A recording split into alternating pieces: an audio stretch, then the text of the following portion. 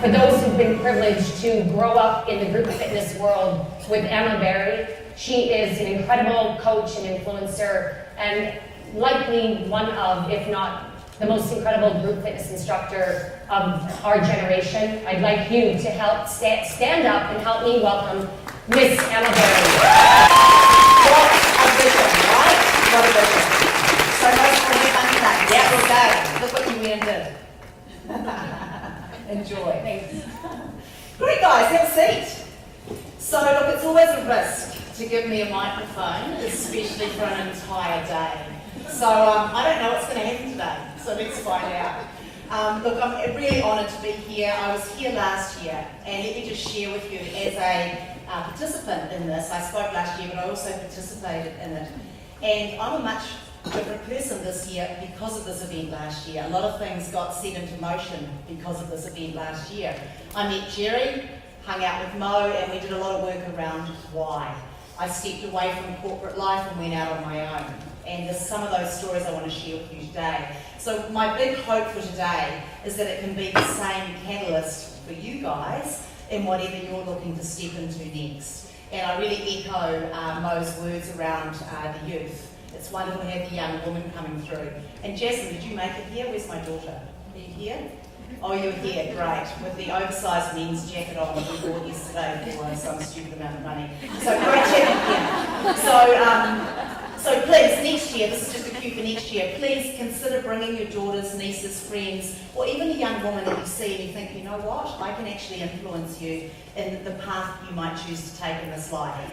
We've got some incredible presentations from people all over the industry and outside the industry. And if you notice that all the industries are beginning to combine, health's coming in, beauty's coming in, spa's coming in, politics is coming in, leadership generally is coming in. So it's a wonderful time to be a female, I believe, in this age, because some of the ceilings have been broken. There's a few more to go, of course, and we're going to hear about that more today. But it's a good time. It's actually a really bad time to be a male in the United States right now, if you've been following the news. So you know, it is our time. We really want to use that momentum and provide that momentum so that we can bring our voice to the table. And this is not about man-hating. It was so funny, we were talking with our tech guys this morning, we're the only guys in the room. I said, no, you'll be fine. We've also got Jerry. So it's not about man-hating, it's about bringing another voice to the table and being heard and understanding the man's world and also being able to balance that equation. So that's kind of what we're here for today. Please, what is this? Luggage trolley, right? And I thought, oh, interesting. And so I grabbed it and I just pulled it back into the room with me and I just plonked it right in the middle and just sort of walked away and sort of went over and turned the music up a little bit. And lo and behold, within 10 minutes, there were people dancing on it, couples dancing on it, people upside down on it. The trolley was being tipped, spun, whipped around, there was a train. I mean, the whole thing of this trolley. And I thought, interesting. And, you know, long story short, and I'm highly editing, as you can appreciate, but this became one of my top 10 nights of all time because of that trolley. But, you know, when I think about this, let's think about the images. It has 4 wheels. So, 4 things I took from this particular trolley. First of all, that I had spent the first half of my life being a boy and trying to be a man and trying to operate in a man's world. I tried to lift as much weights as I could as the boys. I swore like a trooper. I was hard. I'd be the first to put my hands up, throw my ideas on the table, and I realised that's how I'd survived in the first part of my career. But then I realised the moments that I had been the most powerful or when I was standing in the sacred feminine and I was actually being a female with all of that stuff. We have both sides, we've got elements of both. But it was when I was being female and perhaps having a little bit more EQ, emotional quotient, a little bit more sensitivity, a little bit more of a soft play or thinking about something in a different way, that I realised I was the most powerful. So that's the first thing, that's the first wheel. Secondly, I learned from this, every single person can be creative given the right environment. And I thought about that deeply and I thought, that is what we're actually here to do. We are here to create stuff as human beings. I know, the very best accountants I know are creative people. The very best people who are doing coding or anything like that, they're creative. The creators of creatives. We're here to create. And I realised simply by pulling a trolley into the room, I saw some extraordinary things because it was something a little bit different. People reacted to that environment. Thirdly, and some of you will relate to this, it's the quiet ones you should be worried about.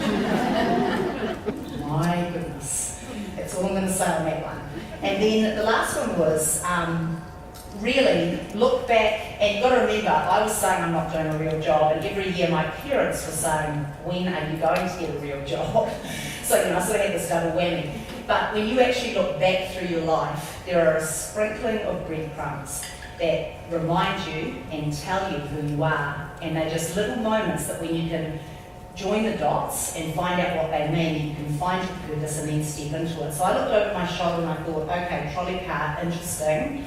Why? What does that mean to me?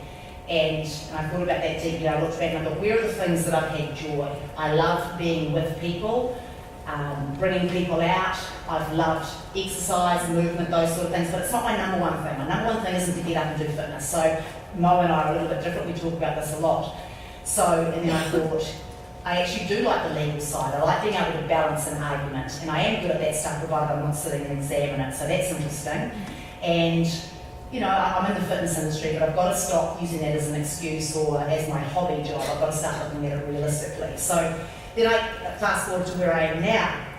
And back in '92 when I graduated, I never would have thought that I could have a real career, earning real money, being basically an aerobics instructor, travelling around the world, hanging out with people. So if you think about it, if you look back, and you'll all have your little gifts and your moments, you can piece them together and create the life of your dreams. So that was my little story looking back, using the trolley. So whenever I see one of these, I smile every time I go into a hotel now, so I'm like, I see you, and I know what you're capable of. You're just sitting there as some, you're never going to set a trolley the same, right? And I can't recommend, if it's a bit of a flat wedding or whatever, pull one of these in. I promise you will transform the day.